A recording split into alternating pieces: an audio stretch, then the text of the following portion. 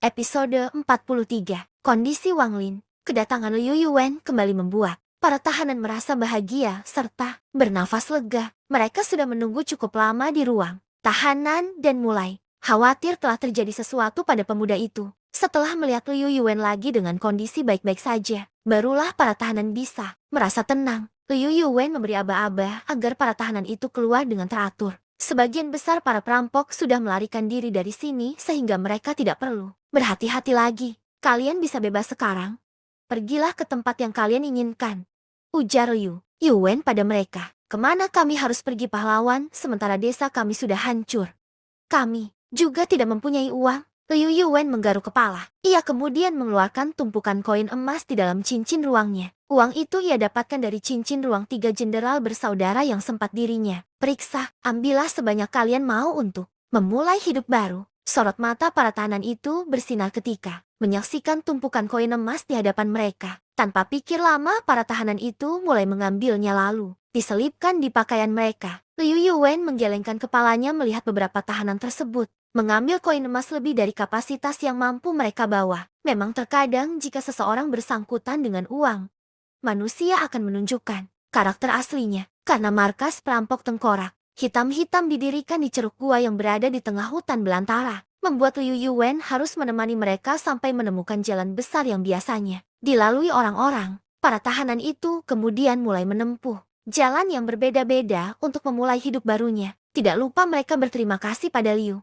Yuwen sebelum berpamitan hingga kini. Tinggal menyisakan para tahanan yang berasal dari ras elf. Termasuk salah satu darinya adalah Aruna. Berbeda dengan para tahanan lain, ras elf tidak mengambil koin emas yang diberikan Liu Yuwen. Sebelumnya, karena sejak awal hidup mereka tidak mengenal namanya uang, para tahanan ras elf itu semuanya merupakan wanita. Menurut Aruna, ia tidak menemukan ada ras elf dari bangsa laki-laki. Mungkin para perampok itu sudah menjual atau membunuh ras elf laki-laki. Tuan, apa yang harus kita lakukan pada mereka? Aruna menatap mata Liu Yuwen dengan penuh arti. Apa mereka tidak pergi ke pemukimannya kembali? Tanya Liu Yuwen walau sebenarnya kemungkinan besar ia mengetahui jawabannya. Mereka seperti pemukimanku dulu yang sudah dihancurkan tempat tinggalnya. Tuan, kini mereka jadi bingung harus pergi kemana? Meski satu ras, nyatanya Aruna dan para gadis ras elf itu berasal di pemukiman yang berbeda sehingga tidak ada dari mereka yang Aruna kenali. Aruna tentu berharap Liu Yuwen bisa membantu sesama rasnya meski ia sadar akan merepotkan pemuda itu. Liu Yuwen menghela nafas. Masalah ini aku akan pikirkan nanti. Untuk sekarang aku harus pergi ke markas perampok itu lagi. Liu Yuwen meminta Aruna dan lainnya untuk menunggu sampai ia kembali. Ada hal yang harus Liu Yuwen lakukan pada markas perampok tersebut. Sekte Lembah Kabut merupakan sekte aliran hitam yang termasuk 5 sekte paling berbahaya di Kekaisaran Langit Utara. Sama dengan sekte Darah Naga, sekte Lembah Kabut mempunyai reputasinya tersendiri yaitu sebagai sekte aliran hitam yang mendalami ilmu pedang. Ketua sekte mereka yang bernama Wang Mu adalah kultivator pedang terkemuka yang sangat terkenal di dunia persilatan. Tidak banyak kultivator yang bisa menandinginya soal pedang kecuali hanya dalam hitungan jari saja. Beberapa tahun yang lalu, sekte Lembah Kabut direkrut oleh sebuah sekte aliran hitam nomor 1 di dunia persilatan untuk bergabung dengan aliansi yang mereka buat. Aliansi tersebut merupakan aliansi yang sama dengan sekte Darah Naga bergabung serta aliansi yang dulu menyebabkan klan Wuming binasa dalam satu malam. Akibat perannya dalam menghancurkan klan Wuming waktu itu membuat sekte Lembah Kabut jadi lebih terkenal di kalangan kultivator aliran hitam. Sekte mereka sering didatangi sekte kecil atau menengah yang meminta bersekutu dengan sekte Lembah Kabut. Sebagai bayarannya sekte-sekte itu akan membayar upeti setiap bulannya. Hal tersebut jelas menguntungkan sekte Lembah Kabut untuk menjadi sekte aliran hitam terbesar di Kekaisaran Langit Utara. Seperti sekarang, sekte Lembah Kabut sedang didatangi beberapa perwakilan sekte besar, menengah, dan sekte kecil untuk merundingkan kerjasama. Ketua sekte mereka turun tangan untuk menyambut perwakilan dari berbagai sekte tersebut. Mereka duduk di sebuah ruangan yang besar dengan meja bundar yang mengelilinginya. Diskusi itu berjalan dengan baik. Wang Mu menerima niat mereka yang ingin menjadi sekutu dan siap memberikan imbalan apapun sebagai gantinya. Tepat ketika Wang Mu membuat persepakatan dengan sekte-sekte itu, sebuah kejadian yang mengejutkan terjadi ketika tiba-tiba Wang Ling jatuh di tengah mereka. Kejadian itu begitu cepat dan mengejutkan semua orang yang ada di sana. Ketua sekte Lembah Kabut yang paling awal menyadari bahwa sosok manusia yang muncul entah di mana itu merupakan putranya sendiri, Wang Lin. Apa yang kau lakukan di sini? Wang Mu melotot kasar. Tidak hanya Wang Lin muncul secara mendadak, tetapi pemuda itu datang tanpa memakai sehelai benang apapun. Hal ini membuat ketua sekte itu menjadi malu, sekaligus marah dalam waktu bersamaan. Aku hidup. Aku masih hidup. Wang Lin memegang kepalanya yang masih utuh dengan ekspresi gembira. Sebelumnya ia sempat melihat golok Liu Yun yang hampir menebas lehernya, namun tidak menduga dirinya masih akan selamat. Wang Lin kemudian menyadari keberadaan ayahnya. Tanpa memperdulikan orang-orang yang ada di sekitarnya, ia langsung mendekat dan melaporkan apa yang terjadi. Ayah, ayah, tadi aku diserang oleh seseorang. Ayah harus membantuku membunuhnya. Wang Lin mulai mengadu, seperti anak kecil. Alih-alih mendapatkan jawaban, ayahnya itu langsung menampar Wang Lin dengan keras. Apa yang kau katakan, Wang Lin? Cepat pergi dan kenakan pakaianmu. Wang Lin kemudian terkejut karena baru menyadari dirinya sedang bertelanjang. Ia menoleh ke arah orang-orang di sana yang sedang tertuju menatapnya. Dengan perasaan malu, Wang Lin segera bergegas pergi dari ruangan sambil menutup beberapa bagian tubuhnya dengan tangan. Wang Mu mengusap wajahnya dengan kasar. Kejadian ini benar-benar mempermalukan dirinya di hadapan sekte-sekte lain. Ketua sekte itu kemudian pergi dan menyerahkan diskusi ini pada salah satu tetuanya. Sementaranya dirinya menuju ke tempat anaknya berada untuk memberikan sedikit pelajaran. Apa katamu? Kau sudah menggunakan pusaka kristal itu. Wang Mu begitu marah setelah mendengar cerita anaknya. Kau sadar pusaka itu sangat langka. Hanya ada satu di kekaisaran ini, yaitu ada di tanganmu. Ampun ayah. Jika situasinya memungkinkan, Wang Lin juga tidak mau menggunakannya, tapi ini adalah kondisi darurat. Wang Lin dia meringkuk. Khawatir ayahnya akan menamparnya. Kembali, ketua sekte lembah kabut sudah mengangkat tangannya. Berniat menamparnya lagi, namun urung sesudah. Melihat kondisi tubuh anaknya yang memang mengalami beberapa luka tebasan, ketua sekte itu menurunkan tangannya kembali sembari menghela nafas panjang. Sadar ia tak bisa menyalahkan anaknya situasi sepenuhnya. Episode 44. Incaran sekte. Jeti, bagaimana dengan kondisi barang-barangmu sekarang? Apa kau sudah menyembunyikannya sebelum menggunakan pusaka teleportasi? Tanya Wang Mu lebih lanjut. Tidak ya. Aku bahkan baru tahu kristal itu digunakan sebagai jalur kaburku. Wang Lin memasang wajah polos. Ketua sekte itu tersedak nafasnya sendiri.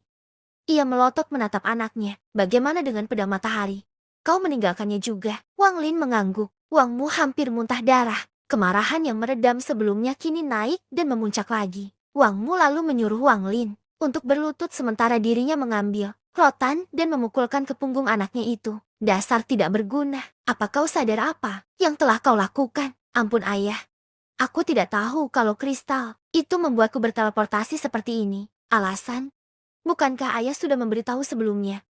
Apa kau telah melupakannya? Wang Mu terus memukul punggung anaknya tersebut tanpa ampun. Alasan Wang Mu sangat marah adalah jelas karena tertinggalnya pedang matahari. Pusaka itu sangat berharga lebih dari apapun. Wang Lin tidak mengetahui bahwa untuk mendapatkan pedang matahari, Wang Mu harus mengerahkan seluruh kekuatan sektenya untuk mengalahkan salah satu kelompok aliran putih. Walaupun pada akhirnya ia berhasil mendapatkannya, pengorbanan yang diterima di pihaknya sangat besar. Setidaknya Wang Mu kehilangan 40 kekuatan sekte lembah kabut. Tidak dalam mimpi buruk sekalipun, pedang matahari yang ia susah payah mendapatkannya justru dihilangkan oleh anaknya begitu saja. Wajar saja bagi Wang Mu untuk marah. Wang Mu menyesali keputusannya untuk memberikan pusaka nirvana itu pada anaknya karena beralasan menyayanginya. Kini pusaka itu sudah jatuh ke tangan kultivator yang tidak dikenal dan Wang Mu harus mencarinya kembali. Wang Mu menghentikan pecutan rotannya sesudah emosinya sedikit mereda. Ia juga tidak tega melihat Wang Lin yang sudah menangis. Tunggu dulu. Bukankah kau pergi ke sana bersama Wu ya? Sekarang dia ada di mana? Wang Mu teringat sesuatu. Wu ya mengorbankan dirinya agar aku bisa pergi ayah. Aku juga merasa kehilangan atas pengorbanannya. Episode 44. Incaran sekte. Jeti, bagaimana dengan kondisi barang-barangmu sekarang? Apa kau sudah menyembunyikannya sebelum menggunakan pusaka teleportasi? Tanya Wang Mu lebih lanjut. Tidak ya. Aku bahkan baru tahu kristal itu digunakan sebagai jalur kaburku. Wang Lin memasang wajah polos. Ketua sekte itu tersedak nafasnya sendiri. Ia melotot menatap anaknya. Bagaimana dengan pedang matahari? Kau meninggalkannya juga? Wang Lin mengangguk. Wang Mu hampir muntah darah. Kemarahan yang meredam sebelumnya kini naik dan memuncak lagi. Wang Mu lalu menyuruh Wang Lin untuk berlutut sementara dirinya mengambil rotan dan memukulkan ke punggung anaknya itu. Dasar tidak berguna. Apa kau sadar apa yang telah kau lakukan? Ampun ayah. Aku tidak tahu kalau kristal itu membuatku berteleportasi seperti ini. Alasan? Bukankah ayah sudah memberitahu sebelumnya? Apa kau telah melupakannya? Wangmu terus memukul punggung anaknya tersebut tanpa ampun. Alasan Wangmu sangat marah adalah jelas karena tertinggalnya pedang matahari. Pusaka itu sangat berharga lebih dari apapun. Wang Lin tidak mengetahui bahwa untuk mendapatkan pedang matahari, Wangmu harus mengerahkan seluruh kekuatan sektenya untuk mengalahkan salah satu kelompok aliran putih. Walaupun pada akhirnya ia berhasil mendapatkannya, pengorbanan yang diterima di pihaknya sangat besar. Setidaknya Wangmu kehilangan 409C kekuatan sekte lembah kabut. Tidak dalam mimpi buruk sekalipun, pedang matahari yang ia susah payah mendapatkannya justru dihilangkan oleh anaknya begitu saja. Wajar saja bagi Wangmu untuk marah. Wangmu menyesali keputusannya untuk memberikan pusaka Nirvana itu pada anaknya karena beralasan menyayanginya. Kini pusaka itu sudah jatuh ke tangan kultivator yang tidak dikenal dan Wangmu harus mencarinya kembali. Wangmu menghentikan pecutan rotannya sesudah emosinya sedikit mereda. Ia juga tidak tega melihat Wang Lin yang sudah menangis. Tunggu dulu. Bukankah kau pergi ke sana bersama Wuya? Sekarang dia ada di mana? Wangmu teringat sesuatu. Wuya mengorbankan dirinya agar aku bisa pergi ayah. Aku juga merasa kehilangan atas pengorbanannya. Wangmu menghela nafas. Sebenarnya sekuat apa pria yang kau temui itu, hingga membuat kalian berdua harus melarikan diri darinya. Wang Lin kemudian menjelaskan tentang Liu Yuwen yang membantai kelompok perampok tengkorak hitam seorang diri. Yang mengejutkan adalah pria itu memiliki mata bulan yang biasanya dimiliki oleh klan Wuming. Seharusnya tidak ada dari mereka yang selamat, tetapi sepertinya kenyataannya jauh dari demikian. Wangmu mengelus dagunya. Ia sepertinya tidak terlalu terkejut ketika mendengarnya. Benar ayah. Kekuatan pria itu sangat tinggi meski usianya lebih muda dariku. Itu karena kau sangat lemah, Liner. Kau terlalu mengandalkan sumber daya untuk meningkatkan kekuatanmu.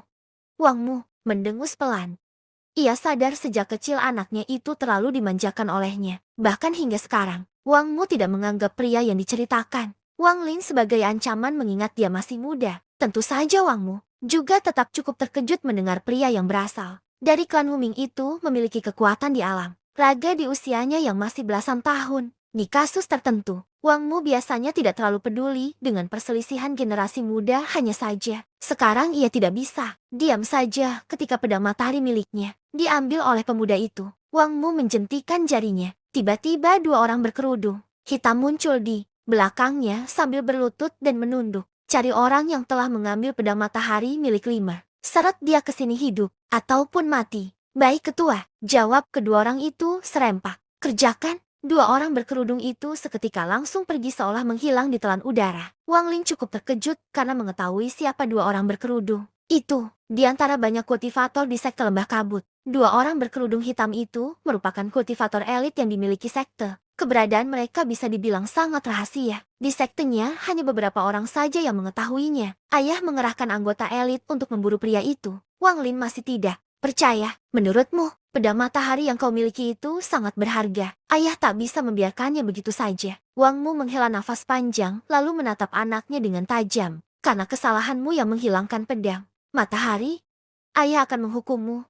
Mulai sekarang kau akan langsung dilatih oleh ayah. Wang Lin tampak pucat. Selama ini ia selalu dilatih oleh salah satu tetua sekte dan mendapatkan kebebasan. Jika dirinya berlatih oleh ayahnya, kebebasan itu akan hilang karena Wangmu sangat keras ketika mengajak anaknya berlatih. Tapi ayah, aku tidak ada tapi-tapi. Kau sudah membuat Wuya meninggal karena kemalasanmu saat ini. Mulai besok dan seterusnya, ayah yang akan membimbingmu. Banyak hal yang menjadi pikiran Wangmu saat ini, terutama tentang pedang matahari. Pedang itu memiliki kualitas yang sama dengan pusaka yang dimilikinya. Sekarang karena memang pusaka tersebut berpasangan. Jika Liu Yuwen memiliki pedang matahari, maka Wangmu mempunyai pedang bulan. Dua pusaka ini merupakan pusaka Nirvana yang melegenda di dunia persilatan. Liu Yuwen pergi untuk membakar markas perampok tengkorak hitam sampai berubah menjadi debu. Ia memastikan anggota mereka yang berhasil kabur tidak kembali untuk membuat kelompok perampok itu hidup lagi. Selepas membakar markas itu dengan elemen apinya, Liu Yuwen kembali ke rombongan Aruna. Berada dalam perjalanannya, Liu Yuwen memikirkan masalah tentang para perempuan ras elf yang sudah dirinya bebaskan. Liu Yuwen bingung apa yang harus ia lakukan terhadap mereka. Ras elf tersebut tidak mempunyai tempat untuk kembali karena pemukimannya dulu sudah dibakar oleh para perampok. Andaikan mereka membuat pemukiman baru, bisa jadi mereka akan ditangkap lagi oleh perampok yang lain. Terlebih tidak ada laki-laki di antara mereka. Meski memiliki beberapa solusi, sebenarnya Liu Yuwen tidak punya banyak pilihan. Liu Yuwen akhirnya memikirkan satu cara yang menurutnya paling efektif. Liu Yuwen membawa sekitar 40-an ras elf termasuk Aruna ke kota Dharavi. Ia membeli tempat tinggal yang sangat besar untuk menampung semua ras elf tersebut. Rumah barunya itu dulu bekas kediaman salah satu bangsawan yang sempat pindah. Selain memiliki bangunan yang besar dan halaman luas, kediaman itu juga mempunyai hampir sekitar 100 kamar yang tersedia. Liu Yuwen yang sudah mendapatkan banyak uang dari markas para perampok tengkorak hitam tidak kesulitan untuk membeli kediaman tersebut. Aruna sangat berterima kasih karena Liu Yuwen mau menolong sesama rasnya. Untuk sekali lagi ia merasa berhutang budi pada pemuda tersebut dan berjanji dalam hatinya untuk tidak mengecewakan Liu Yuwen apapun yang terjadi. Episode 45. Para penyusup. Para gadis ras elf yang Liu Yuwen bantu tidak selalu diam di kediamannya. Mereka dengan cepat berbaur dengan masyarakat kota dan beradaptasi dengan lingkungan di sekitarnya. Dengan menyembunyikan telinga runcing di balik rambut perak mereka, para gadis ras elf itu terlihat seperti manusia kebanyakan. Liu Yuwen mengamati bagaimana para gadis itu membantu dirinya seperti Aruna dulu. Mereka berusaha melayani Liu Yuwen sebaik mungkin sebagai rasa tanda terima kasih mereka. Para gadis ras elf itu sangat menghormati Liu Yuwen. Apalagi memang sang pemuda yang tidak segan ramah pada mereka, padahal kebanyakan manusia memandang rendah ras elf bahkan menganggap lebih buruk dari binatang. Liu Yuwen sendiri kembali menyibukkan dirinya untuk membuat pil. Kini ia telah membeli sebuah toko berukuran sedang. Sebagai sarana penjualan pilnya, Liu Yuwen memang sengaja membuat bisnisnya semakin besar. Ia juga mulai membuat pil berkualitas, sedang sampai pil kualitas tinggi untuk mendapatkan keuntungan lebih. Para gadis ras elf yang Liu Yuwen tampung juga ikut membantunya menjaga toko. Merekalah yang bertugas melayani pembeli serta mengatur keuangan yang didapat. Dalam waktu setengah hari saja, pil yang ada di toko Liu Yuwen selalu habis terjual dengan harga yang jauh lebih murah. Dari toko pil kebanyakan membuat para kultivator berdatangan ke toko milik Liu Yuwen. Beberapa minggu berlalu, Liu Yuwen menyadari bisnisnya semakin berkembang. Hingga akhirnya ia memutuskan memberi nama bisnisnya tersebut sebagai asosiasi terang bulan. Alasan disebut asosiasi pada nama bisnisnya karena Liu Yuwen berpikir dirinya tidak akan menjual pil saja di masa depan. Ada banyak ide yang terlintas di benak Liu Yuwen untuk menjual barang lain di bisnisnya nanti. Mungkin tidak ada yang mempercayai, tetapi Liu Yuwen di kehidupannya dulu suka belajar. Apapun tidak hanya sekedar berhubungan dengan ilmu bela diri, seperti membuat pakaian, aksesoris, produk kecantikan dan sejenisnya yang bisa dirinya jual. Tidak heran Liu Yuwen yang dulu sangat haus akan ilmu. Baginya belajar hal yang baru merupakan kesenangan untuknya. Dalam waktu yang tergolong singkat, bisnis pil Liu Yuwen sudah terkenal ke sebagian besar kota Dharavi. Hal itu membuat Liu Yuwen bisa dengan cepat mendapatkan keuntungan lebih hingga mencapai beberapa ratus ribu keping emas setiap minggunya. Liu Yuwen tidak menyimpan uang bisnisnya itu untuk dirinya seorang melainkan ia juga membagikan pada Aruna dan gadis ras elf lain yang sudah membantunya juga. Bisnis penjualan pil itu terus berlanjut dengan pembeli yang meningkat setiap harinya karena dirasa tokonya terlalu laris untuk seukuran toko menengah. Akhirnya Liu Yuwen memutuskan untuk membeli bangunan yang lebih besar dan bertingkat untuk dijadikan toko. Aruna sangat gembira menyaksikan itu semua. Ia yang mendampingi Liu Yuwen dari kios kecil sampai menjadi toko besar tidak menyangka perkembangan bisnis mereka akan meningkat secepat ini hanya dalam beberapa bulan saja. Kini nama asosiasi Terang Bulan sudah sangat terkenal hingga hampir semua masyarakat mengenali toko tersebut. Dikatakan bahwa asosiasi Terang Bulan merupakan penjual pil sumber daya nomor satu di kota Dharavi. Tapi tentu saja, perkembangan bisnis Liu Yuwen yang begitu tidak wajar mengundang banyak pebisnis pil lain yang merasa terancam atas keberadaannya disebabkan harganya murah. Toko pil sumber daya yang menjadi saingan Liu Yuwen menjadi sepi pembeli hingga mereka mulai menyusun rencana untuk menghancurkan asosiasi Terang Bulan tersebut. Liu Yuwen di hari seperti biasanya sedang membuat pil di ruangannya berada saat tiba-tiba dirinya merasakan ada nafsu membunuh yang bergerak ke kediamannya. Hari sudah tengah malam. Aruna dan gadis ras elf lainnya kemungkinan sudah tertidur di kamar mereka masing-masing. Ada yang menyusup ke sini. Liu Yuwen melihat ke atas sambil mengerutkan dahi. Pendengarannya yang tajam bisa mendengar derap langkah. Kaki penyusup itu mesti mereka berusaha menyembunyikannya menggunakan ilmu, meringankan tubuh. Liu Yuwen tidak tinggal diam. Dalam satu gerakan, ia melompat keluar melewati jendela dan melihat siapa penyusup-penyusup tersebut. Liu Yuwen kemudian menemukan ada belasan kultivator yang memasuki kediamannya. Secara diam-diam, kekuatan para kultivator itu berada di alam jiwa tahap menengah dan menggunakan pakaian yang serba hitam. Mereka tampak memeriksa seluruh ruangan di kediaman ini yang sepertinya untuk memastikan situasinya memungkinkan mereka untuk bertindak. Liu Yuwen menghilangkan hawa keberadaannya, lalu berbaur dengan para penyusup itu. Tanpa mereka sadari, Liu Yuwen ingin mengetahui niat asli mereka. Kenapa melakukan penyusupan seperti ini? Kediaman ini cukup besar, dengan belasan kultivator yang dikirim. Kesini membutuhkan waktu lama hingga target kita bisa ditemukan. Tidak masalah.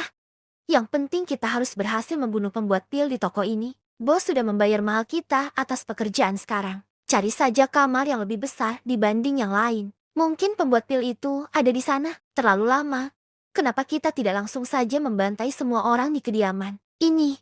Itu jauh lebih cepat daripada menerka. Siapa yang menjadi pembuat pil? Liu Yuwen yang mendengar bisik-bisik itu hanya bisa menggelengkan kepalanya perlahan. Ia sudah menduga bahwa perkembangan bisnisnya akan mengundang masalah bagi saingannya. Tetapi tetap saja dirinya tidak menyangka mereka harus melakukan cara pembunuhan seperti ini. Liu Yuwen tak membiarkan Aruna dan lainnya dalam bahaya. Ia mengeluarkan pedang matahari dari cincin ruangnya. Waktu yang tepat untuk dirinya mencoba menggunakan pusaka tersebut. Teknik pedang raja, jurus keempat. Liu Yuwen mengalirkan giang besar ke pedangnya. Dentingan keheningan malam. Liu Yuwen bergerak menembus kesunyian malam dan mulai menebas lawan-lawannya. Sebelum mereka menyadari, teknik ini merupakan teknik pedang andalannya di kehidupan pertama. Jurus yang dipakainya sekarang adalah teknik pedang yang digunakan untuk menyerang lawannya. Tanpa mereka sadari, dalam waktu beberapa tarikan nafas, Liu Yuwen menghabisi 8 penyusup di dekatnya tanpa menimbulkan suara. Para penyusup yang tersisa memang tidak bisa mendengar serangan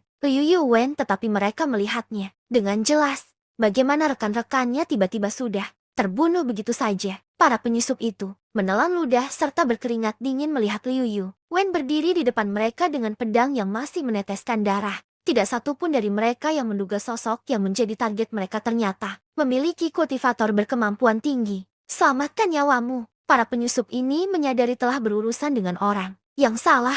Tanpa pikir panjang, mereka mulai berlarian ke berbagai arah. Liu Yuwen mendengus kesal. Kalian sudah kesini. Jangan berharap ingin pergi kembali lagi. Liu Yuwen mulai mengejar mereka tanpa kesulitan. Membutuhkan waktu 1 detik untuknya menghabisi setiap dari mereka. Sehingga dalam waktu singkat, Liu Yuwen membunuh seluruh para penyusup itu. Sudah kuduga pusaka ini bisa menahan beban dari teknik pedangku. Liu Yuwen melihat pedang matahari. Sesudah menggunakan teknik pedangnya, tidak ada retakan atau kerusakan yang terjadi pada pusaka tersebut.